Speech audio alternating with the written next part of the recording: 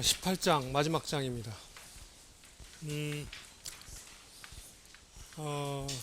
17장에서 우리가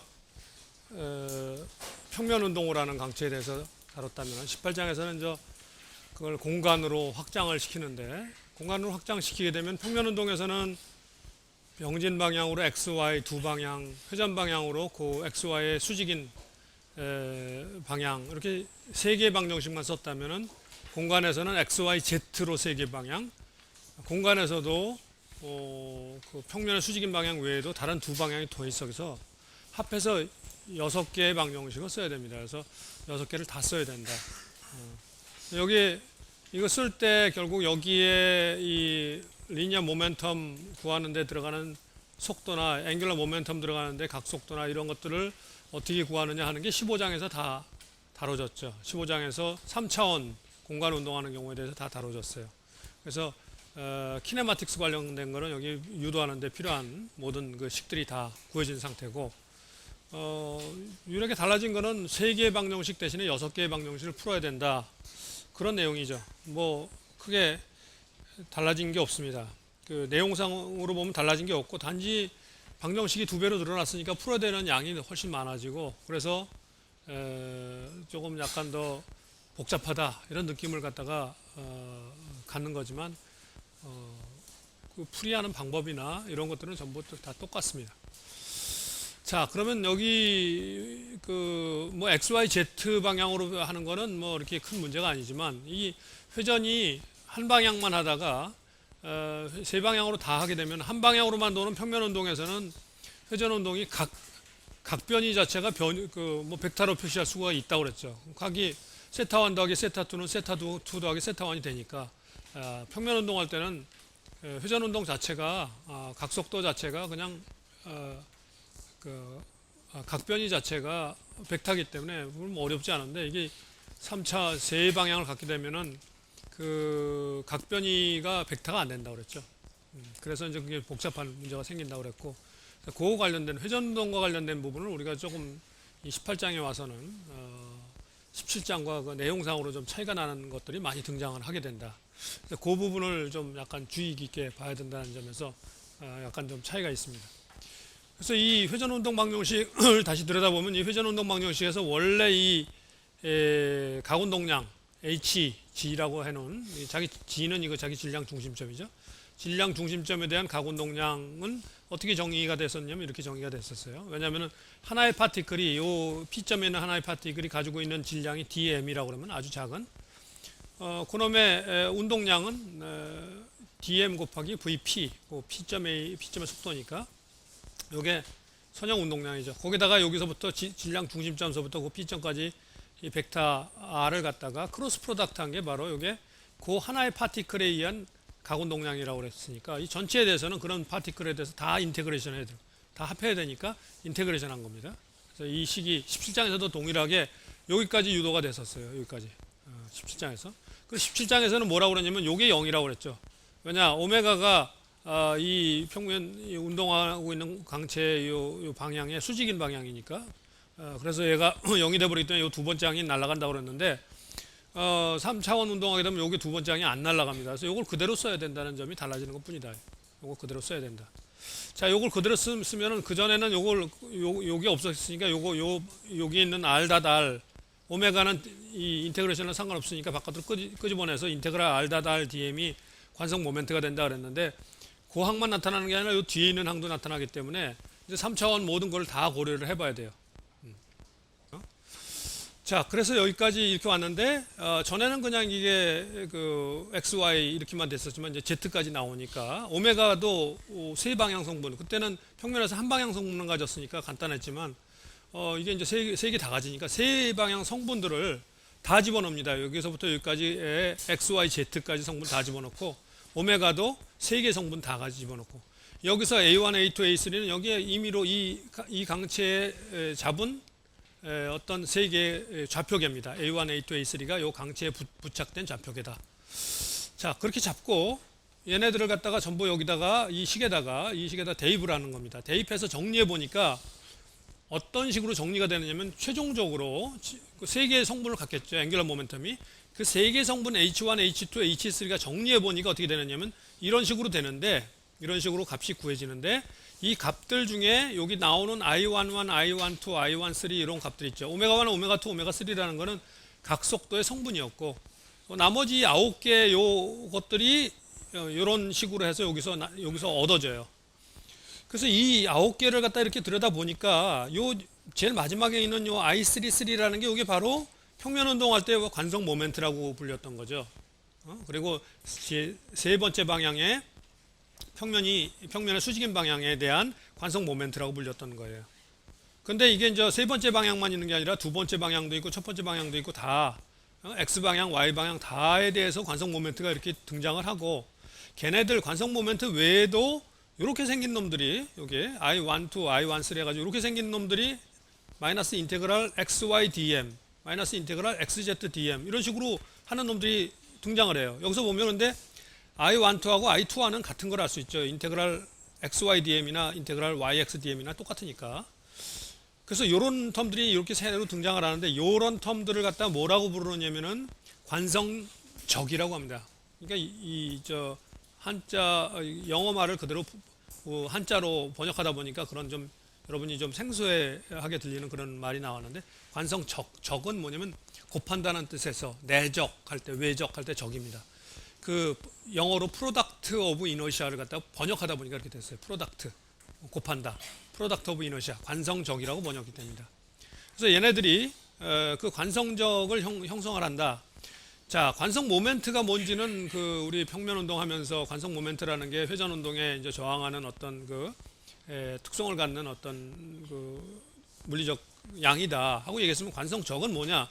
이것도 회전 운동에 저항하는 성질이긴 한데, 얘는 뭐냐면 이 X, Y 두 개가 있어서 얘가 어떤 성질을 갖냐면, X축으로 우리가 돌리려고 이렇게 모멘트를 가했을 때 그 가한 모멘트가 Y축 쪽으로 어떤 회전 운동을 초래할 것인가 하는 거예요.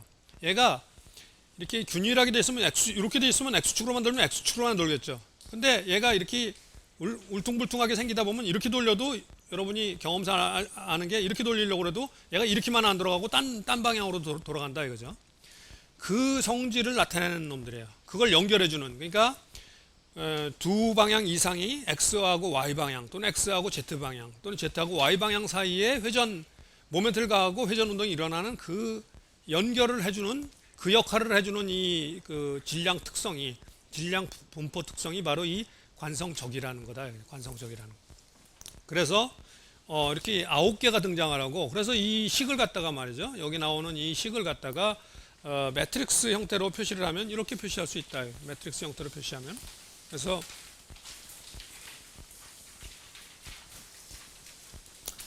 이렇게 표시가 되고, 그래서 이렇게 표시됐을 때 여기 이렇게 매트릭스로 나온 요 매트릭스를 갖다 뭐라고 그러냐면은 관성행렬이라고 그러고, 관성행렬은 드디어 그 강체의 질량의 분포 특성을 나타내는 그런 요소로 우리가 운동 방정식을 유도할 때 사용하게 된다. 질량의 분포를 나타내는 건 여러 가지 방법이 있지만 바로 운동 방정식에 사용할 수 있도록 이런 형태로 정의를 해서 쓰는 거죠. 유도를 하다 보니까 이런 형태가 질량의 분포를 나타내는데 가장 적절하고, 또 우리 운동 방정식에도 바로 쓸 수 있고, 그렇기 때문에 이렇게 나타낸 겁니다. 질량의 분포를. 자, 그런데 우리가 임의로 세 축을 잡아서, 세 좌표기를 잡아서, 아까 A1, A2, A3를 갖다가 그 강체에 붙어 있는 어떤 그 저걸로 잡았다고 그랬습니다. 잡게 되면은 이 I1, I2, I3 뿐만 아니라 I12, I31, I23 이런 것들이 다 나타나는데, 이거를 좌표계를 잘 잡으면은 관성 행렬이, 이 관성적들은 다 0이 돼 버리고 관성 모멘트만 남게 이렇게 잡을 수가 있다 이거예요. 이렇게 남게 잡을 수가 있다. 그게 무슨 소리냐면, 여기다 여러분 여기 좀 원래 노트에다가 좀 더 할 필요가 있어서 내가 여기다 좀 더 했는데, 무슨 얘기냐면, 원래 이 강체에 이 강체가 임의로 이런 강체가 있다고 생각해 보자. 임의로 예를 들어 여기다가 그 A1, A2를 이렇게 잡으면은, 이거에 대해서 유도하면은 그 아까 나온 I1, 2 이런 것들이 다 나온다 이거죠. 나오는데 이렇게 B1, B2 이렇게 잡으면은 얘는 요거에 대해서는 완전히 프로덕티브 이너시가 하나도 안. 왜냐면 요거하고 요 사이에는 요 질량이 존재하지 않죠. 여기 XY, DM 없죠. 요 X축, 요 축 따라서만 있으니까. 그래서 이렇게 잡게 되면은 이런 걸 갖다가 우리가 주관성축이라고 하는데, 이걸 주관성축 방향으로 잡게 되면은 관성 모멘트가 이렇게만 관성 행렬의 대각 행렬을 따라서만 이렇게 나타나게 된다, 이런 얘기예요. 여기는 하나도 안 나타나고 그런 얘기입니다. 그래서 이런 B1, B2로 잡게 되면은 각속도도 그 B1, B2, B3로 표현하게 되니까 앞에서 나왔던 A1, A2, A3로 잡았을 때하고 달리 오메가1, 오메가2, 오메가3가 달라져서 그 앞에 있는 놈하고 다르다고 해서 이게 오메가1 바, 오메가2 바, 오메가3 바라고 한 겁니다. 여러분 그냥 지금 강의 노트에는 이게 따로 표시가 안 돼 있어서 나중에 이해하는데 좀 어려울 것 같아서 내가 이 부분을 좀 더 보완을 했습니다.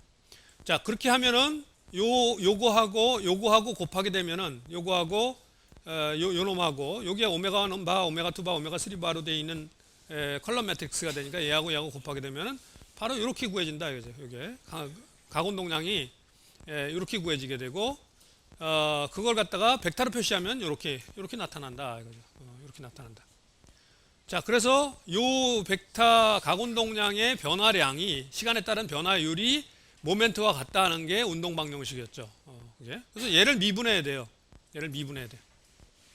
자, 얘를 미분하려고 그랬는데 얘를 그냥 미분하려고 시간에 대해서 미분하려고 드니까 그 절대 기준 틀에서 미분하는 거죠. 항상 운동 방정식은 절대 기준 틀에 대해서 구하게 됩니다. 그 얘기 전에도 했죠.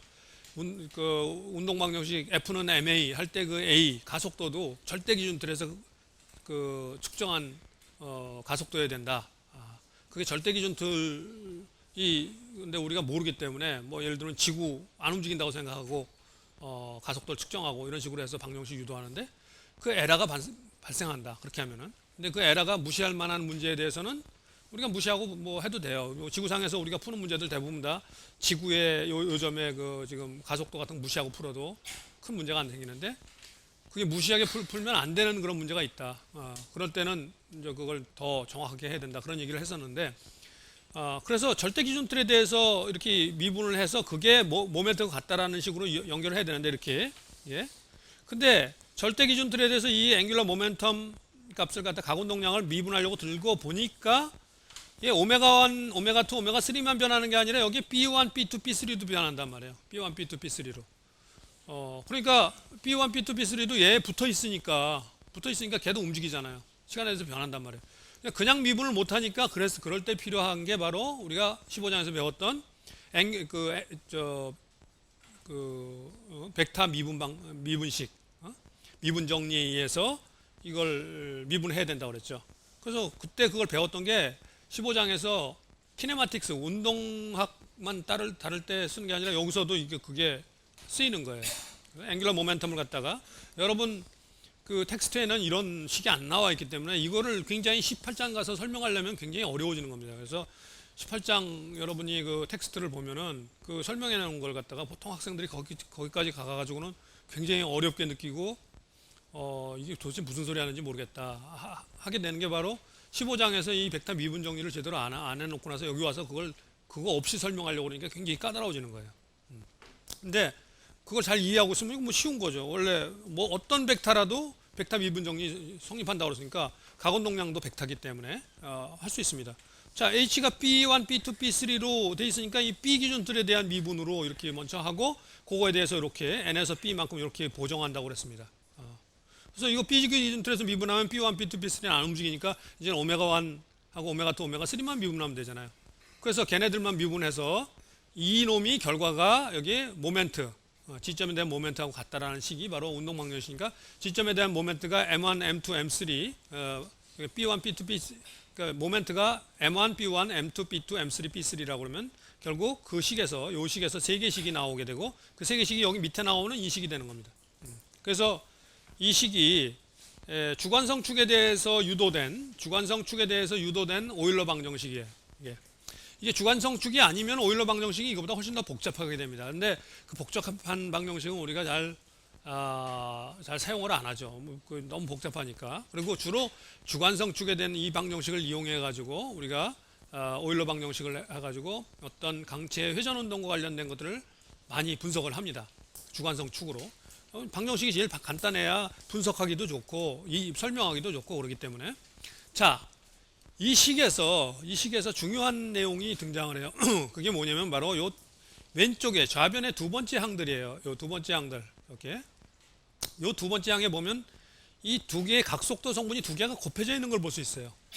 요 곱해져 있는 곱해지니까 이게 결국 비선형이죠. 너는 제곱의 각속도의 제곱이 돼버리는 게 비선형이고, 그래서 이게 비선형 현상이에요. 물리적으로 비선형 현상이 등장하는데, 이 항을 갖다가 우리가 뭐라고 하면 자이로항이라고 그래요. 자이로항이라고 하고, 요거에 의해서 초래되는 그 물리적인 현상을 자이로 효과라고 하는데, 이 자이로 효과가 어떤 거냐면은 요 효과가 예를 들어서 지금 이게 뭐냐면은 오메가가 이 식에서 말이죠. 오메가 2 방향으로 돌고 있는 놈을 갖다가 일축 방향으로 그 모멘트를 가하게 되면은 일축 방향으로 모멘트를, 그러니까 일축 방향으로는 안 돌고 있었어요. 얘가 오메가 1은 0이라고 해보자 이거죠. 일축 방향 안 돌고 있었고 이축 방향으로만 돌고 있었는데, 일축 방향으로 모멘트를 가해주게 되면은 얘가 이 식에 의하면 이건 0이니까 이 식에 의하면 무슨 결과가 초래하면 오메가 3가 생긴다는 얘기예요. 이 식이. 그 얘기가 무슨 얘기냐?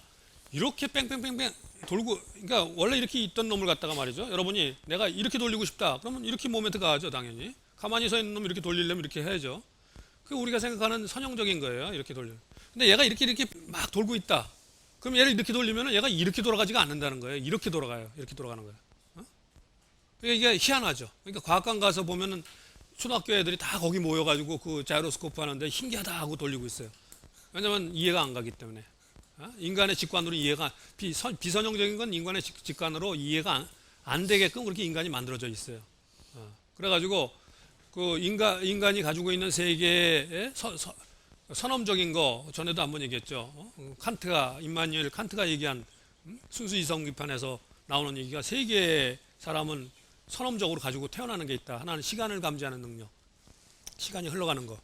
어떤 사람은 시간을 무지하게 잘 감지하는 사람이 있습니다. 시간의 흐름을 갖다가.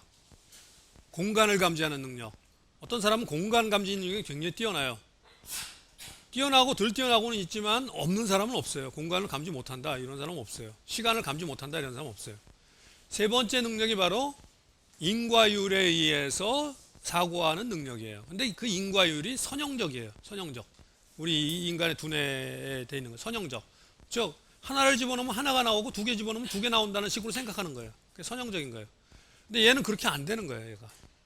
내가 이 비선형적인 거는 하나 집어넣는데 하나가 나왔다가 두 개 집어넣으면 두 개 안 나오고 네 개가 나올 때도 있고 뭐 2.5개가 나올 때도 있고, 우리가 보기에는 아무런 법칙 없이 막 일어나는 것처럼 보이는데 실제로는 거기 법칙이 있는 거예요. 그게 그래서 그 법칙이 있는 걸 비선형적인 거는 수치적으로 풀 수는 있어요. 수치적으로 방정식을 세워가지고 거기다가 그걸 갖다가 방정식 세워서 컴퓨터 이용해서 풀면은 결과를 얻을 수 있지만, 그 결과를 아무리 많이 얻어도 경험이 안 쌓인다는 거예요. 우리 직관이 있으면은 이런 걸 자꾸만 하다 보면 이런 거 할 때 이렇게 됐으니까 저렇게 할 때는 이렇게 되겠지 하면서 예측이 가능한데, 비선형적인 거는 우리가 예측이 불가능해요. 우리 직관이 그렇게 안 돼 있기 때문에, 우리 그 뇌가 그렇게 만들어져 있지 않기 때문에. 이 현상도 그런 현상입니다. 여러분이 그래서 역학이나 이런 걸 배우다가 비선형적인 어떤 방정식으로 표시되는 걸 갖다가 그 물리적인 현상을 갖다가 그걸 갖다가 왜 이렇게 될까를 갖다가 이게 이렇게 됐으니까 이렇게 됐으면은 저렇게 되면 저렇게 되겠다라고 예측하려고 하지 마세요. 왜 그런 얘기를 내가 예측하려고 하지 말라고 얘기하냐면은, 이 비선형, 여러분이 3학년 가면 배우는 진동학에서 여러분이 배우는 건 선형 진동학입니다. 근데 그 중에 거기에 조금 지나면 비선형 진동학이라는 학문 분야가 있어요. 선형 진동학과 비선형 진동학은 방법론도 다르고 완전히 다릅니다. 뭐 선형 진동학을 배우고 나서 비선형 진동학을 배운다든지 그런 건 아니에요. 거기 쓰이는 수학은 물론 여기서 배웠던 걸 여기 가서 배우고 하지만 현상 자체가 완전히 다르고 분석하는 방법도 다르고 다 달라요. 근데 그걸 연구하는 사람들이 있어요. 비선형 진동학을 평생 동안 그걸 연구하는 사람들이 있어요. 우리나라에도 몇 분 계시고 대학에 몇 분 계시고 은퇴한 분들도 계시고 모르고, 일본에 가서도 내가 가끔 그 비선형 진동 하는 사람들 만나고, 미국에서도 만나고 그러는데 그 사람들 공통적인 특성이 있어요. 만나보면은 일단 좋은 점은 굉장히 순수한 사람들이에요. 순수해요. 사람들이 아주. 근데 고집이 세요. 고집이 세고, 그러니까 그런 걸 끝까지 평생 하는 거라고 난 생각하는데, 그리고 또 한 가지 아주 중요한 게 뭐냐면 약간 이상해요. 이렇게 보면은 약간 이상하다. 좀 이게 좀 그 보통 사람이 아니구나 이런 느낌을 들어요. 근데 내가 짐작해 보건데 평생 그거를 이해하려고 노력하면서 살다 보니까 사람이 조금 이렇게 좀 이상해지는 게 아닌가. 근데 그게 아주 모든 사람이 똑같이 느끼는 거예요. 비선형 진동학을 평생. 그래서 여러분들한테 하는 얘기입니다. 너무 열심히 비선형 현상에 대해서 여러분 직관을 이용해서 이해하려고 애쓰다 보면은 여러분도 그렇게 될 가능성이 있어요. 이렇게 살짝 이상하게. 그러니까 그건 너무 이해하려고 하지 말고 비선형은 왜 사람이 그렇게 만들어지지 않았다. 그런데 여러분 중에 혹시 이상하다. 나는 잘 이해가 된다. 응? 이거 이렇게 되는데 이렇게 될 거라고 예측했는데 다른 애들은 막 예측을 못 하는데 나는 이렇게 하니까 이게 예측이 되더라. 그게 난 그 직관적으로 예측이 가능하다. 그러면은 여러분은 그 조심해서 살면서 왜냐하면 그 사람은 틀림없이 신인류의 조상이 될 수 있는 유전인자를 돌연변이 유전자를 타고난 거예요. 너무 자기가 내가 이런 거 가지고 있다가 떠들면은 제명에 못 살고 죽을 수 있으니까 조용히 숨어서 살면서 신인류의 조상으로서 새로운 세상을 창조해 나갈 수 있도록 계획을 세우는 게 좋아요. 그 옛날에도 그런 이상한 사람들 가끔씩 뭐 기인들이라고 나타나고 그러는데 그 세상에 잘 안 나오죠. 이렇게 하고 뭐지 전해 내려오는 얘기 뭐 이런 거 야사 이런 거 보면은 그런 이상한 사람들 있잖아요. 이 비선형 현상 중에 우리 주변에 일어나는 현상이 어떤 게 있냐면은 왜 그런 얘기를 하냐? 그 주가 주식 시장의 그 주가의 흐름 비선형 현상이에요. 기후의 변화 비선형 현상이에요. 그러니까 그런 그 내용들을 갖다가 예를 들어 기후가 이런 조건들을 대입하면은 이렇게 나온다 해가지고 컴퓨터로 넣어보면 이렇게 나오잖아요. 그러면 그와 비슷한 현상이 나오면 요것도 비슷한 현상이 나올 것이라고 생각하고 해보면 절대 그렇게 안 나와요. 여기서 뭔가 조금 달라진 것 때문에 여기 완전히 다른 결과가 나와요. 비선형 현상의 대표적인 특징이죠. 그래서 그렇게 되기 때문에 그게 안 나온다. 그러니까 만일에 자기가 여러분이 그런 걸 잘 예측할 수 있으면 그런 능력을 가지고 있으면 세계에서 제일 부자가 될 수 있어요. 여러분 세계에서 제일 부자 될 수 있는 방법은 아주 간단합니다. 하나만 알면 돼요. 많이도 필요 없고 한 가지 주식 종목에 내일 주가가 오를지 내릴지만 알아도 돼요. 뭐 그 얼마나 오를지 몰라도 돼요. 오를지 내릴지만 알면 되잖아. 홀인지 짝인지만 알면은 그럼 세계에서 제일 부자가 될 수 있어요. 아주 간단하죠. 그걸 그 능력이 없는 거예요. 그 능력이. 근데 그런 그 주가의 흐름이 비선형 현상이기 때문에 만약 여러분 직관적으로 그걸 다 잘 이해할 수 있다.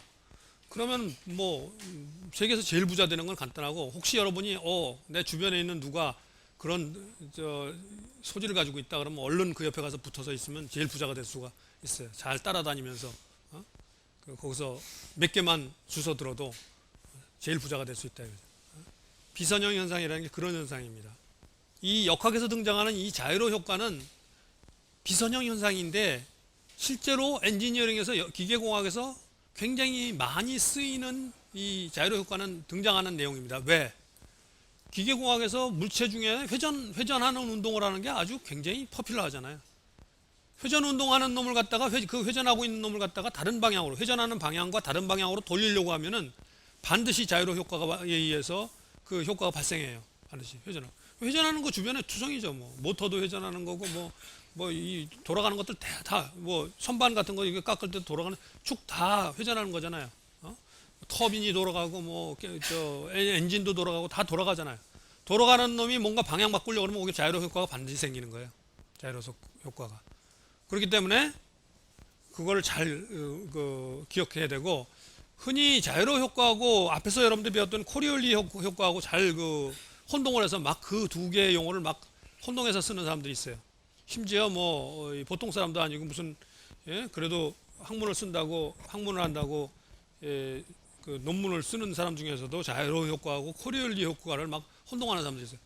코리올리 효과는 회전하고 있는 놈이 이렇게 회전하는 놈하고 병진 운동하고 커플링돼서 일어나는 현상이에요.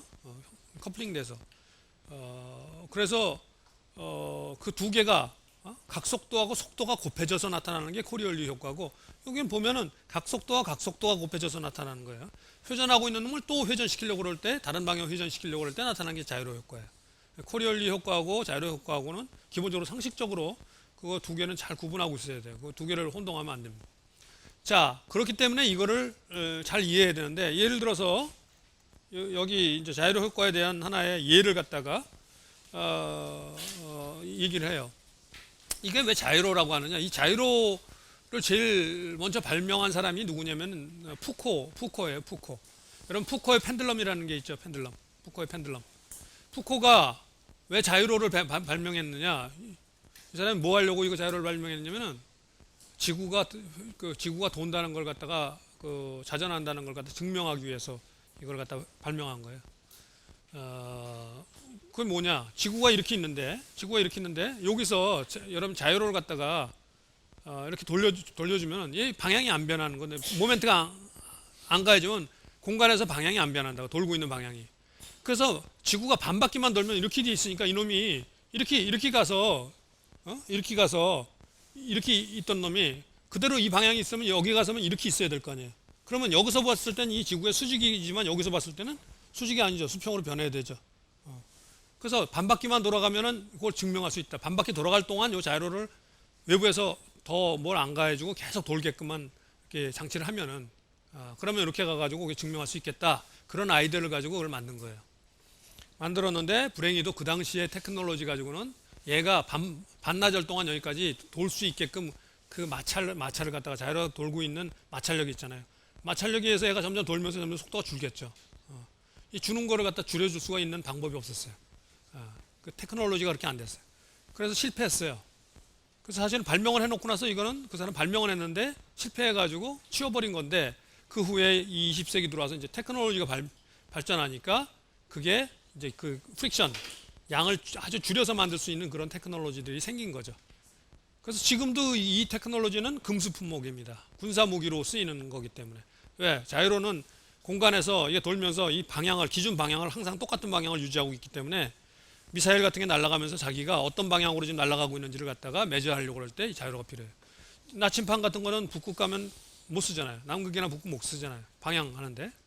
그렇지만 이 자이로는 그래서 이 모든 그 항공기나 뭐 미사일이나 이런 것들 다 뭐 대륙간 탄도탄 이런 거 할 때 다 자이로가 들어가는 거예요. 이 굉장히 군사 무기의 아주 핵심 부품 중에 하나죠. 이걸 또 잘 만들 수 있는 그런 나라가 그렇게 많지가 않아요. 뭐 스위스나 이런 아주 정밀 기계 산업이 발전한 그런 나라에서 그걸 만들 수 있고, 아무 데서나 그렇게 군사용 정도로 쓸 수 있는 그걸 못 만든단 말이죠. 그래서 이게 굉장히 아주 그 중요한 기술 중에 하나입니다. 그래서 이 자이로가 그렇게 푸코가 만들었는데, 결국은 푸코는 저걸 못했지만 나중에 와서 이게 아주 현대 세상에 와서는 굉장히 핵심적인 그 기계 부품으로 사용되고 있죠. 푸코가 그 후에 그걸 계속 지구가 자전한다는 걸 증명하기 위해서 푸코의 펜들럼을 또 그 디자인해서, 여러분 과학관 가보면 펜들럼이 이렇게 진동하는데, 얘가 만약에 지구가 자전 안 한다면 계속 이렇게 하고 있어야 되는데, 지구가 자전하기 때문에 방정식을 풀어보면은 자전에 의해서 얘가 이렇게 방향이 바뀌게 된다는 방정식이 나와요. 그래서 바뀐다는 걸 갖다가 실제로 실험을 통해서 아주 긴 펜들럼으로 이렇게 하는 건 그건 반나절 동안 얘가 계속 진동을 할 수가 있었던 거죠. 그래가지고 그렇게 해서 증명을 했습니다. 지구가 그 회전한다는 걸 갖다가 푸코가 그렇게 증명을 해냈어요. 그 당시에. 대단한 사람이죠. 근데 그 자이로가 바로 푸코가 발명한 자이로입니다. 자, 그런데 이 자이로 효과라는 거는 꼭 뭐 자이로스코프 그 자이로 그 자체만 하는 게 아니라, 자이로 효과라는 건 모든 회전하는 물체에 다 생기는 게 자이로 효과예요. 자, 이게 항공기는 다 자기 가스터빈 엔진 같은 걸 가지고 있습니다. 그래가지고 이렇게 하는데, 이게 항공기의 가스터빈 엔진이라고 생각하자 이거죠. 항공기가 이렇게 날아가요. 이렇게 날아가는데 그 엔진 이렇게 날아가면서 거기에 이제 엔진이 이렇게 돌아가고 있는 거죠. 이렇게 회전하고 있는데, 내가 항공기 이렇게 날아가다 방향을 바꾸고 싶다 이거죠. 방향을 이렇게 바꾸고 싶다. 그럼 이렇게 이걸 디자인할 때 엔진이 축이 이렇게 있으면은 축에 얘가 돌고 있으니까 여기 베어링들이 이렇게 양쪽에 이렇게 베어링으로 지지되어 있겠죠. 베어링으로. 그럼 내가 이걸 갖다 설계할 때 이 축에 걸리는 힘과 이 베어링에 걸리는 힘들을 갖다 내가 알아야, 그래 여기 디자인을 할 거 아니에요. 베어링이 어느 정도짜리 베어링을 써야 될지 이런 걸 그래서 여기 걸리는 힘을 알아야 돼요. 여러분들이 나중에 디자인을 하려고 들면은 설계 엔지니어가 되려고 그러면은 동력학을 모르면 설계 엔지니어가 될 수가 없어요. 좋은 설계 엔지니어가. 어떤 설계 엔지니어는 될 수 있느냐? 그런 사람들 많아요. 설계 엔지니어는. 계산해줘. 그럼 내가 설계할게. 이런 사람들 많아요. 계산해줘. 그 기본. 그 힘을 계산해달라는 거예요. 그 힘을. 그러니까 반쪽짜리 엔지니어가 되는 거죠. 설계 방법은 아는데, 거기에 설계에 쓰일 그 기본적인 데이터를 갖다가 창출해낼 수 있는 능력이 없으면 반쪽짜리 엔지니어가 설계 엔지니어. 그러니까 이거 알아야 된다 이거죠. 지금 그런 문제입니다.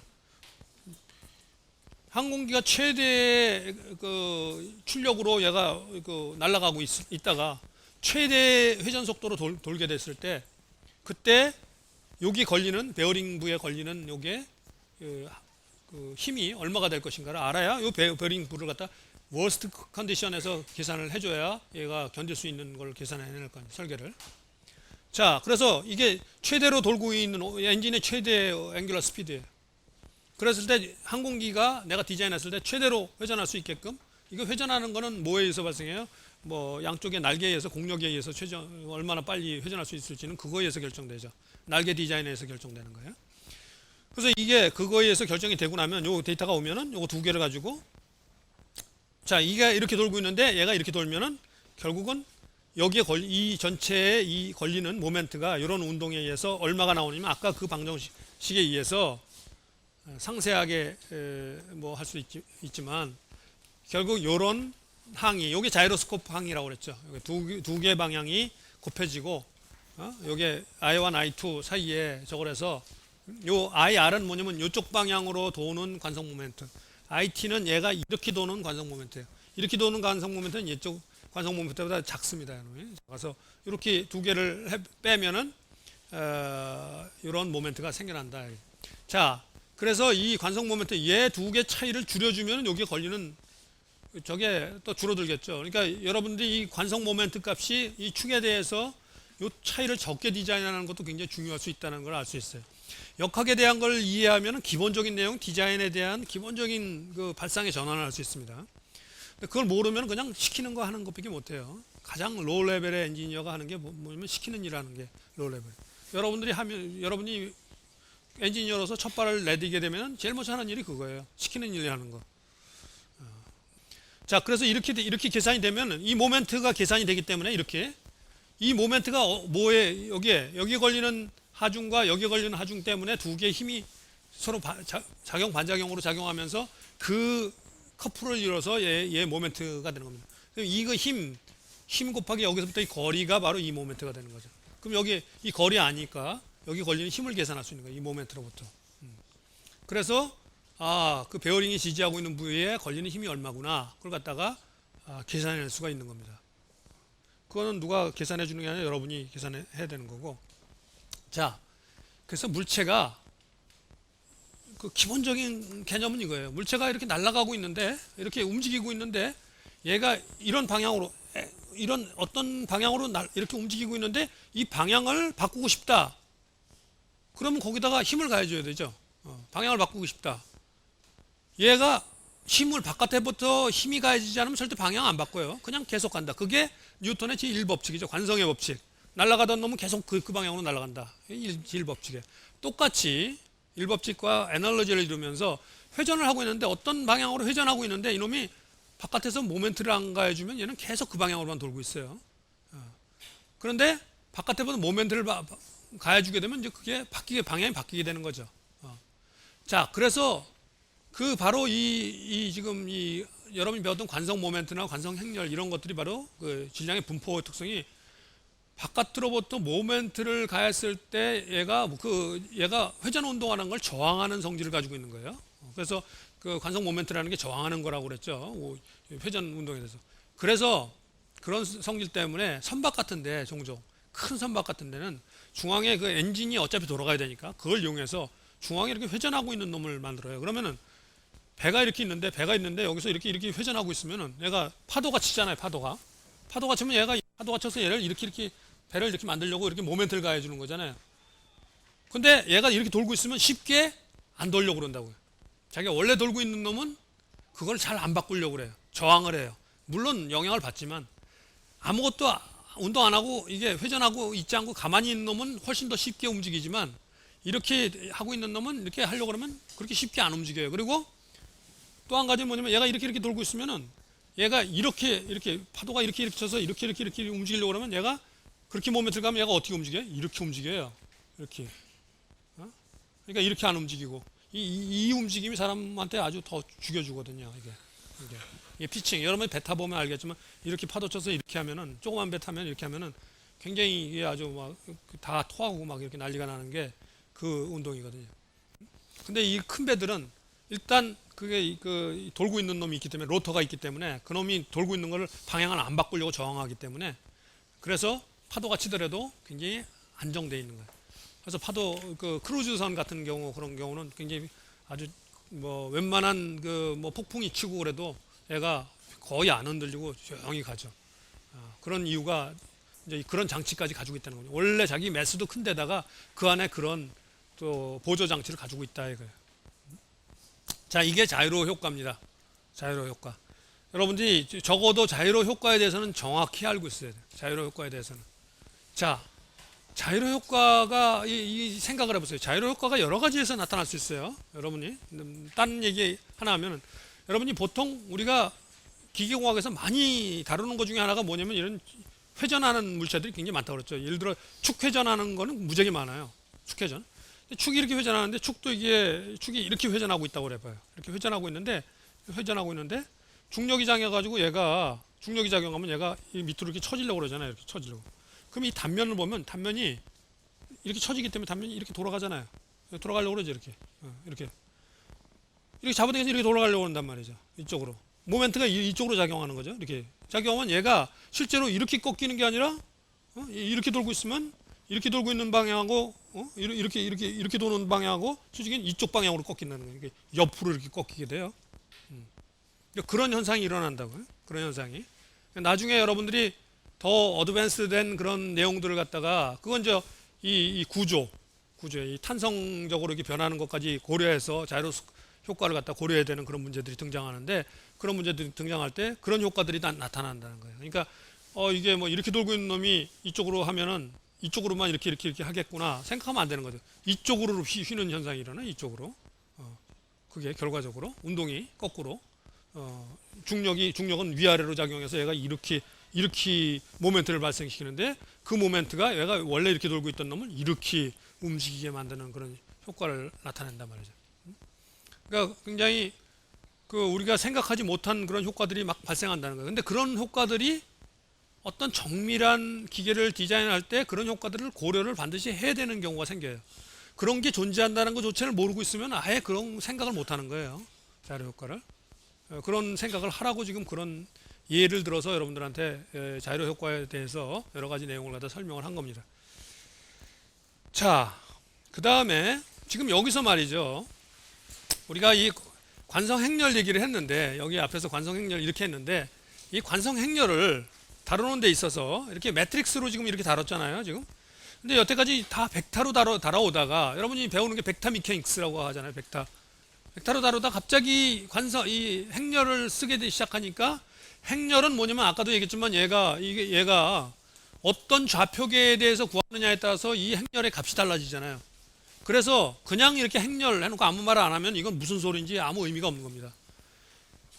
어떤 강체의 관성 행렬 값이 이거다 하고 얘기했을 때는 그거는 어떤 좌표계에 대해서 측정된 거냐 하고 반드시 그걸 같이 물어봐야 되는 거예요.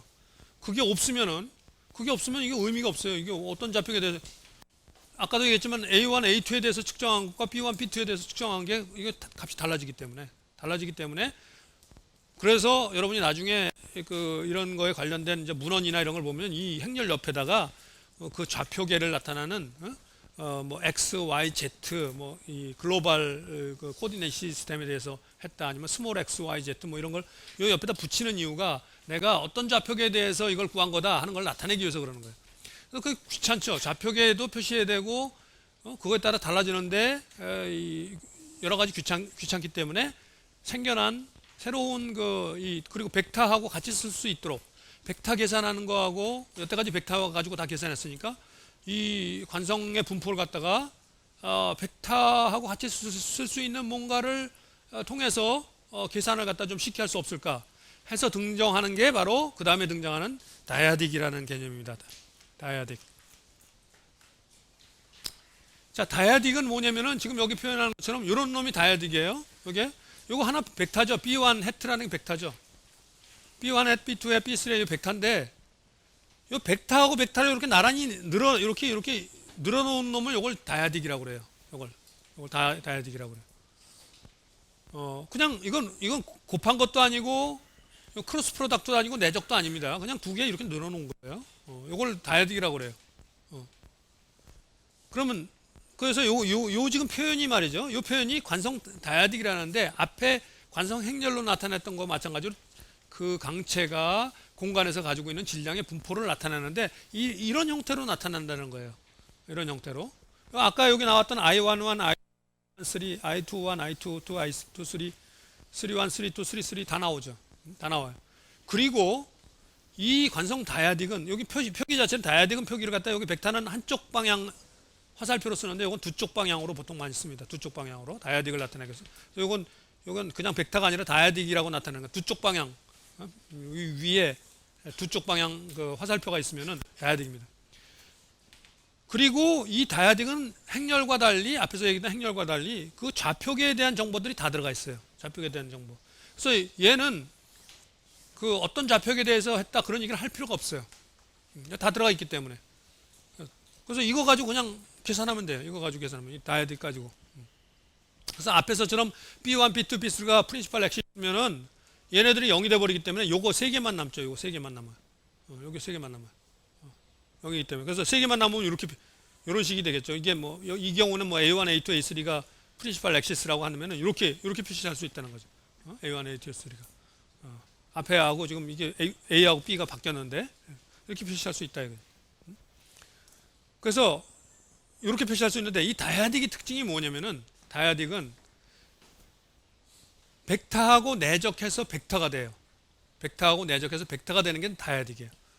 그래서 예를 들면은 여기 앵귤러 모멘텀은 말이죠. 앵귤러 모멘텀 우리 가운동량은 관성 다이아딕하고 각속도를 내적했다. 아까 그 가운동량의 컬럼 매트릭스는 관성 행렬에다가 각속도의 그 컬럼 매트릭스 이렇게 곱해서 구했다는 거하고 똑같은 모양이죠. 지금 이 모양이.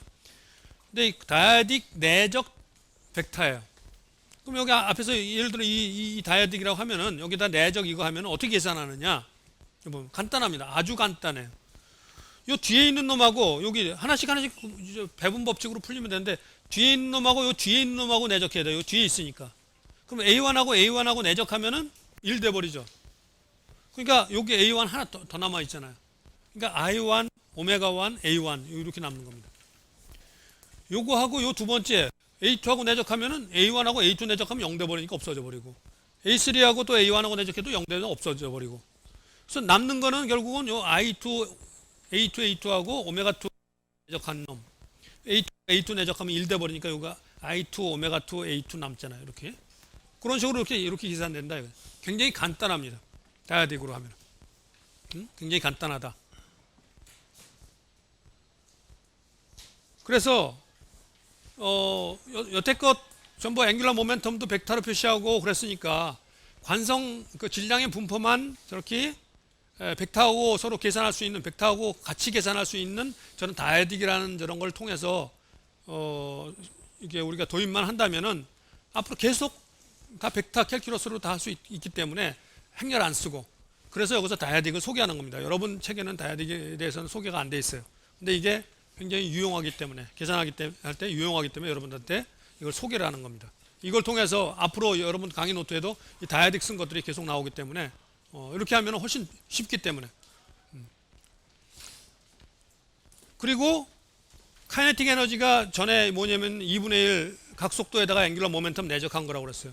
그러니까 이 다이아딕이 그 관성 다이아딕하고 저 앵귤러 모멘텀이 관성 다이아딕하고 오메가하고 내적한 거라고 그랬으니까 이렇게 되는 거죠. 다이아딕에다가 앞에다가 벡터하고 내적하면 이게 벡터가 돼 버리잖아요. 벡터하고 또 벡터하고 내적하니까 스칼라가 되죠. 그러니까 운동 에너지 스칼라죠. 이렇게 표시할 수가 있는 겁니다. 이렇게. 그래서 다이아딕이 질량의 분포를 나타내는 그 방법으로 다이아딕이라는 걸 이용하게 되면은 그러면은 훨씬 아주 편리하게 가운동량이나 또는 운동 에너지나 이런 것들을 이렇게 구할 수 있다. 자, 이 다이아딕이 말이죠. 여러분이 배우는 관성 행렬도 그렇지만 다이아딕이 여러분이 앞에서 배웠던 관성 모멘트와 똑같이 평행축 정리가 성립합니다. 즉 지점에 대한 왜 관성 모멘트는 다른 5점에 대한 관성 모멘트를 구하고 싶으면 지점에 대한 관성 모멘트에 더하기 질량 곱하기 G에서부터 O까지의 길이의 제곱 했던 그 평행축 정리가 있었죠. 그와 똑같이 다이아딕도 자기 질량 중심점에 대한 다이아딕에다가 어떤 다이아딕을 더해주면은 다른 점에 대한 다이아딕이 구해진다. 평행축 정리 똑같아요. 다 이 값이 뭐냐 하는 것만 우리가 알면 되는데 다이아딕의 경우에 질량 곱하기 이거 질량 곱하기 하는 건 똑같아요. 질량 곱하기 요거 하면 된다. 요거 하면은 되는데 요게 뭐냐 여기서 P라는 게 바로 뭐냐면은 G에서부터 O까지의 위치 벡터예요. 위치 벡터 P라는 게. 이게 위치 벡터의 제곱이니까 요거는 스칼라 양이죠. 벡터의 제곱이니까. 그리고 여기 나오는 U라는 놈이 뭐냐면 요게 단위 다이아딕이에요. 단위 다이아딕. 단위 다이아딕은 뭐냐? 벡터 곱하기 단위 다이아딕 하면 그 벡터 되는 다이아딕이 단위 다이아딕이에요. 그래서 예를 들면 어떤 거냐면 이런 거예요. 이런 거. A1, A1, A2, A2, A3, A3 또는 B1, B1, B2, B2, B3, B3 이게 단위 다이아딕이에요. 얘하고 얘하고는 같아요. 같다는 거 증명 금세할 수 있습니다. 얘네 둘 사이 그 방향 코사인 표 이용해 가지고 얘하고 얘가 같다는 걸 증명을 금세할 수 있어요. 여기서는 그거에 대해서 자세하게 설명을 안 하겠습니다. 자, 그래서 여기다가 임의의 벡터 곱하면은 그 벡터가 된다는 것도 증명 금세할 수 있어요. 여러분 뭐 한번 이렇게 앉아서 한번 해보세요.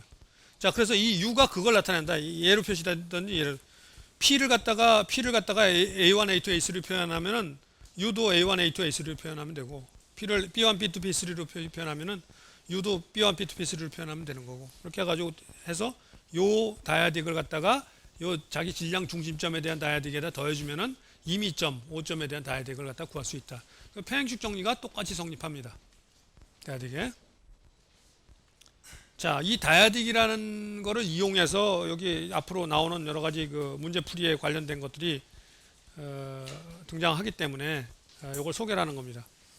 자, 원래 이 문제는 그 다음에 예제로 나타나는 이 문제는 뭐냐면 여러분 나중에 뒤에 가서 문제 풀려고 그럴 때 나오는 거 이 문제 이렇게 생기는 문제를 풀려고 그러는데 여기 막대가 있고 막대가 X축을 따라서 이렇게 있고 그 다음에 Z축을 따라서 여기에 이렇게 붙어 있고 Y축을 따라서 이렇게 붙어 있어요. 이 전체의 질량 분포를 갖다가 관성 행렬을 구해라. 뭐 5점에 대한 관성 행렬을 구해라. 또는 5점에 대한 관성 다이아딕을 구해라. 그런 얘기예요. 자, 그럼 어떻게 구할 것이냐 이거죠. 그 문제를 풀기 위해서 그거는 요 한 놈의 5점에 대한 관성 다이아딕, 요 놈의 5점에 대한 관성 다이아딕, 요 놈의 5점에 대한 관성 다이아딕을 구하면 되죠. 그걸 구하려고 그러면은 요 놈의 자기 질량 중심점에 대한 관성 다이아딕을 구해서 평행축 정리 요 점에 대해서 쓰면 되고 그다음에 요것도 자기 질량 중심점에 대해서 구한 다음에 평행축 정리 쓰면 되고 요것도 마찬가지. 그래서 세 개를 더해 주면은 이 세 개에 다 더해진 놈이 5점에 대한 관성 다이아딕이 구해지겠죠. 그렇게 구하는 거를 갖다 여기 소개하고 있는 겁니다. 자, 어떻게 풀었는지 보자 이거죠. 보면은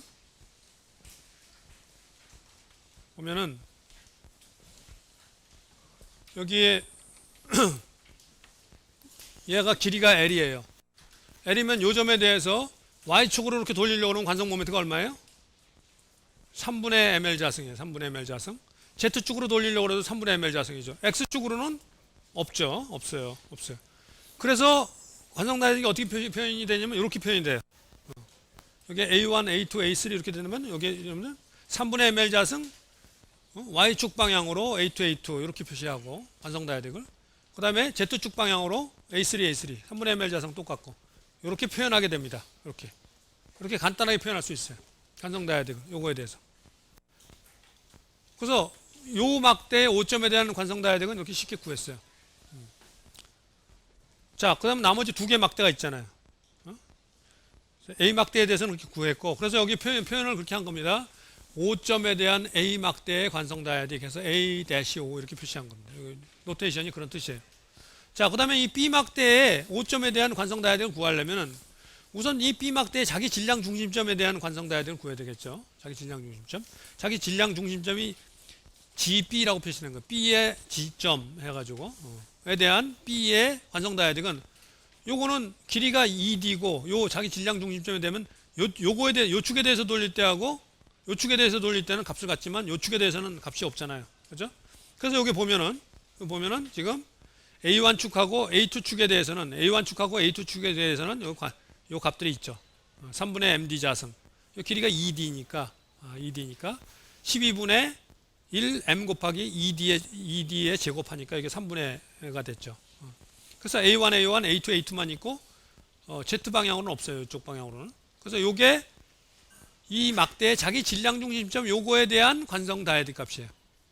자, 여기다가 이제 평행 추정리에서 여기서부터 여기까지 거리에 관련된 거 요거만 이제 더해주면 된다고 그랬죠. 이게 5점에 대한 걸 구하려면. 그럼 요 놈이 뭐냐? 바로 앞에서 나왔던 그 공식에다 대입하면은 요 공식이었죠. 요게. 여기서 P가 AA1 더하기 DA3죠. 여기서 보면 여기서부터 AA1 더하기 여기 DA3 이렇게 된 거죠. 그죠? 그래서 그걸 갖다 집어넣은 거예요. 여기다 P제곱은 A제곱 더하기 D제곱이죠. 요거. 그리고 유닛 다이아딕이 요거라고 그랬죠. 요거. 유닛 다이아딕. 그 다음에 P하고 늘어놓은 거는 요게 P고 요게 P잖아요. 그죠? 요게 A1 더하기 DA3가 P고 AD1 더하기 DA3가 P잖아요. 요거 그냥 이렇게 풀어놓은 거예요. 요 밑에 보면 요 밑에 풀어놓은 것들 보면 요거 풀었으면 A제곱 A1 A제곱 A1 A3 그 다음에 AD A1 A3 DA A3 A1 D제곱 A3 A3 A1 A3하고 A3 A1은 다릅니다. 그거 같다고 놓으면 안 돼요. A1 A3하고 다이아딕에 A3 A1은 같지 않아요. 그거 곱한 게 아니라고 그랬죠. 그냥 늘어놓은 거라고 그랬죠. 왜? A1 A3에다가 뒤에다가 A3를 내적하면 A1이 되죠. A1 A3에다가 뒤에다 A3를 내적하면은 뒤에 A3가 있으니까 A3하고 곱하면 1이 되니까 A1이 남잖아요. 근데 A3 A1에다가 A3를 내적하면 0 돼버리죠. 뒤에 있는 A1하고 A3하고 내적하면 0 돼버리잖아요. 그러니까 내적해서 값이 달라지니까 그 두 개는 다른 겁니다. A3 A1하고 A1 A3는 다른 거예요. 그러니까 그걸 무조건 합해서 여기 A3 A1하고 A1 A3를 갖다가 같은 걸로 해서 2배 이렇게 쓰면 안 됩니다. 2배 그렇게 쓰면 안 돼요. 그래서 여기 다 각각 그렇게 다 쓴 거예요. 그래서 이놈을 갖다가 요 앞에 있는 요 놈에다가 더해주게 되면은 그러면 요 B의 5점에 대한 관성 다이아딕이 구해진 거예요. 이제 마지막 여기 앞에 이쪽에 있었던 C에 대해서만 구하면 되죠. C에 대한 거. C는 역시 마찬가지죠. 자기 질량 중심점에 대해서는 관성 다이아딕 방향이 요 축에 대해서는 관성 모멘트 같죠. 요 축에 대해서도 같죠. 그러니까 X축에 대해서도 같고 Z축에 대해서도 같는데 Y축에 대해서는 안 같죠. 그래서 여기 보면은 X축과 Z축에 대해서 3분의 MD 자승 이렇게 나온 거죠. 요거에다가 이제 여기서부터 여기까지 평행 축정리 쓰면 되는 거죠. 그 평행 축정리가 여기서부터 여기까지 저거는 요거 더하기 요만큼. 그죠? 그게 여기 나온 양이죠. 그게 여기서부터 여기까지 B죠. B A1 D A2. 그죠? 그게 요거죠. 그죠? 그래서 그거를 여기다가 갖다 대입해서 또 똑같이 해서 구하면은 C에 대한 관성 다이아딕이 구해지고, 그래서 이제 A, B, C에 대한 5점에 대한 관성 다이아딕이 다 구해졌으니까 걔네 3개 더하면은 그 3개 합쳐진 놈의 5점에 대한 관성 다이아딕이 구해진다 이거죠. 이걸 구해야 이제 이거 가지고 가군 동량을 계산할 수 있기 때문에 그러는 거예요. 저 3개가 합쳐진 놈의 가군 동량을 갖다가 계산하려면 이 관성 다이아딕에다가 5점에 대한 관성 다이아딕에다가 각속도를 갖다가 내적하면 바로 5점에 대한 그 강체의 가군 동량이 구해지기 때문에, 그래서 그 다음 문제 풀려고 이 관성 다이아딕에 관련된 내용을 갖다 지금 설명하고 있는 겁니다. 그래서 관성 다이아딕이라는 개념을 여러분이 이해하고 있으면은 앞으로 이런 종류의 18장 문제를 풀 때 훨씬 쉽습니다. 훨씬 쉬워요. 그거 이해 못하고 있으면은 여러분이 18장 문제 풀 때 어렵다고 느껴지는 이유는 하나 뭐냐면은 매트릭스를 동원하면 좌표축에 따라서 그 매트릭스 값들이 다 달라지기 때문에 그거 매트릭스 변환과 관련된 그런 내용들이 많이 나와요. 여러분이 나중에 이 더 고등한 동력과 관련된 과목들을 공부하다 보면은 행렬로 표시하는 그런 부분들이 많이 나오는데 그때 여러분들 굉장히 괴롭히는 것 중에 하나가 뭐냐면은 매트릭스가 좌표축이 변환되면은 그 매트릭스 변환을 해야 돼요. 트랜스포메이션 해줘야 되는 그 부분이 항상 헷갈려요. 헷갈리고 복잡합니다. 이 다이아딕을 쓰면 그런 복잡한 게 싹 없어져 버려요. 그래서 여러분들한테 다이아딕을 여러분 그 교재에 없음에도 불구하고 이걸 소개를 해서 하는 이유가 그겁니다. 훨씬 쉽게 풀 수 있다. 또 한 가지 18장에서 여러분들을 어렵게 만드는 게 아까 얘기했지만 벡터 미분 정리가 15장에서 여러분들 배울 때 여러분 교재에는 그런 게 안 등장하기 때문에 벡터 미분 정리 안 쓰고 그거를 설명하려고 그러니까 또 굉장히 복잡해요. 설명해 놓은 게. 그 두 가지 때문에 18장이 굉장히 어렵다고 느낍니다. 이거 보면 무슨 소리 하는지 모르겠다 이렇게 되는 거예요. 그 두 가지를 잘 알고 있으면은 18장의 내용들 어려운 게 하나도 없어요. 그냥 맨날 똑같은 얘기예요. 회전운동 관련된 거는 각운동량을 갖다가 미분한 게 모멘트와 같다. 그 식 가지고 풀면 되는 거고. 병진운동 일어나는 질량 중심이 움직이는 거에 대해서는 질량 곱하기 속도를 갖다 미분하는 그 선형 운동량을 미분한 놈이 그 물체가 받는 모든 힘의 합과 같다. 그걸 갖다 우리가 운동량 정리라고 하는데 운동량 정리라고 하는데 선형 운동량, 각운동량 두 개씩 6개 방정식이죠. 그거 푸는 것밖에 안 나와요. 그 벡터 미분할 줄 알고 거기 필요한 그 운동량들 뭐 속도나 이런 것들 각속도나 이런 것만 구할 수 있으면은 그거 다 풀 수 있는 거예요. 다 쉽게 풀 수 있어요. 그래서 전에도 얘기했지만 이 동력하기 어려워지는 이유는 15장 잘 못해서 어려워진다 그런 얘기를 했어요. 운동학에서 그 속도 구하고 각속도 구하는 거 그거 잘 못 구하기 때문에 나중에 어려워진다 그랬어요. 카이네틱스 관련된 거는 키네마틱스 때문에 어려워진다 그러죠. 카이네틱스 관련된 건 여러분이 배우는 게 두 가지밖에 없어요. 역학 원리 두 개, 뉴턴의 운동 방정식하고 그 다음에 쿨롱 마찰 방정식, 그 마찰 법칙 그것밖에 없잖아요. 운동 법칙과 마찰 법칙 두 개밖에 여러분이 배운 게 없어요. 역학과 지금 관련해서 이 과목에서는 물론 역학과 관련해서 힘을 발생시키는 요소 중에서 마찰력만 있는 게 아니라 예를 들어서 자기력도 있고 그렇기 때문에 여러분이 자기력 같은 거를 갖다가 또 역학에다가 도입하게 되려면은 막스웰 방정식 같은 걸 또 배워서 그걸 또 도입해야 돼요. 막스웰 방정식 같은 거. 그런 건 추가지만 여러분 레벨에서는 그런 거 안 합니다. 여러분들이 충분히 즐겁게 공부할 수 있도록 많은 지식들이 여러분 앞에 기다리고 있습니다.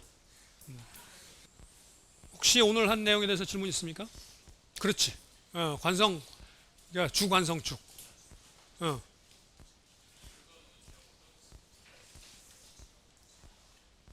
주관성축 방향으로 돌리면은 다른 쪽 방향으로 운동이 안 일어나요. 회전 운동이 안 일어난다고 그랬잖아. 그쪽으로만 돌리면은 그게 주관성축이야. 쉽게 여러분이 이해하기 쉽게 한다면 원래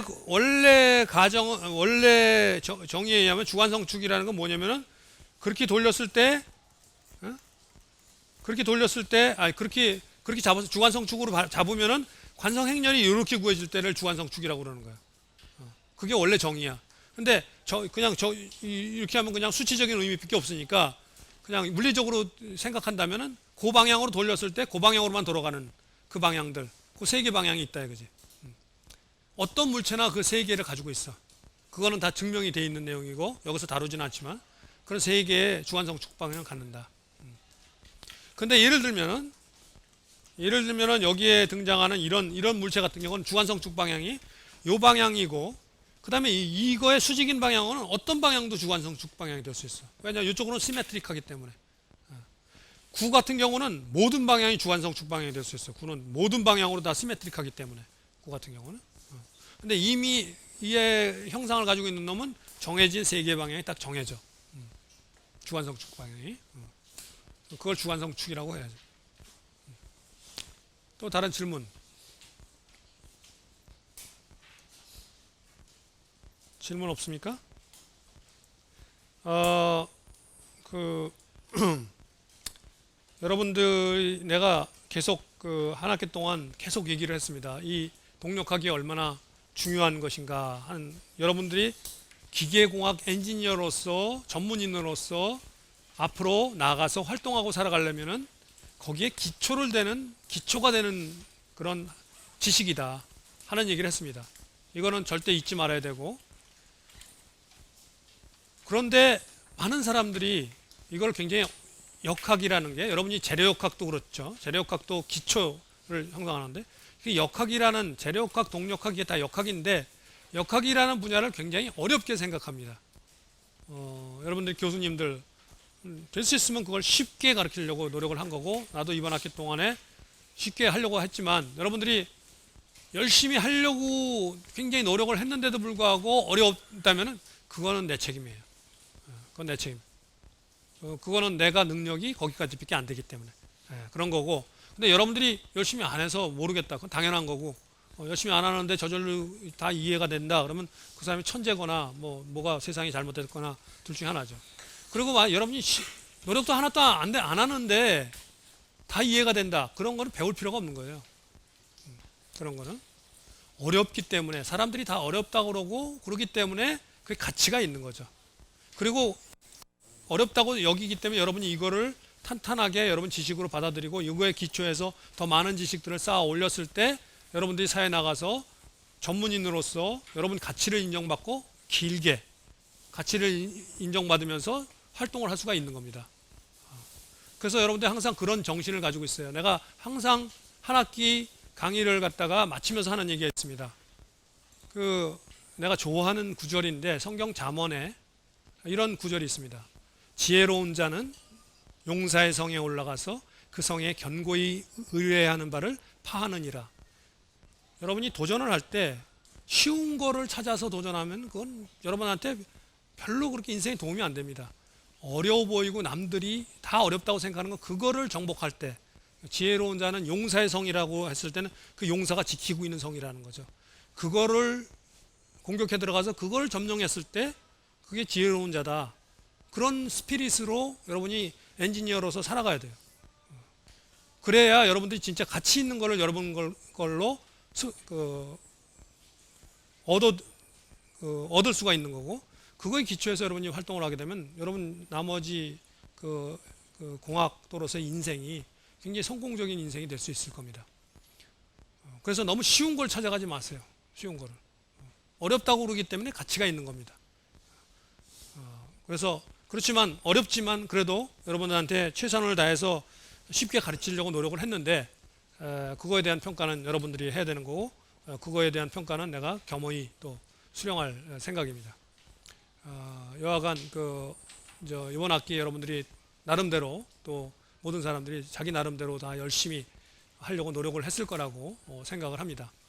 때로는 약간씩 실패하기도 하고, 때로는 어떨 때는 또 잘 이해가 돼서 또 보람도 느끼기도 하고, 그랬을 거라고 생각하고, 사람에 따라 또 약간 차이도 있고 그럴 테지만 나름대로들 열심히 했다고 생각이 들고, 그런 여러분들의 노력에 대해서 다 내가 경의를 표하는 바이고, 나머지 기간 동안도 열심히 해서 잘 정리를 해서 부디 이 과목의 지식이, 여러분이 이번 학기를 통해서 노력한 그 지식들이 여러분의 앞으로의 엔지니어로서의 인생에 있어서 큰 바탕이 되길 바라겠습니다. 이걸로 전부 강의를 그럼 마치도록 하겠습니다. 수고했습니다.